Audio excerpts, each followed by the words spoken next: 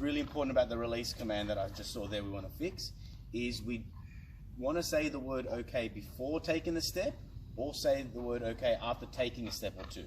But we don't want to do okay and then take a step at the same time, because the dog will see the foot and not hear the word so much, and then every time we take a step he'll want to break position. So here we'll say, let's get his attention a little bit, Archie, okay, and then I can start walking, or Archie, sit, good boy. I take the step, take the 2 steps, okay, and then I start to walk. Where we don't want to do this, I'll do what we don't want now. Okay. If we do that too often, he just sees a foot and he walks. And you saw with Spades when he crossed the road, it was only once we got 3/4 of the way, I said okay and he crossed. So he doesn't have to see me to take the step onto the street for him to start running. Because there's times where I want to cross the road and come back and I don't want him to follow me. So tip for the day. All right.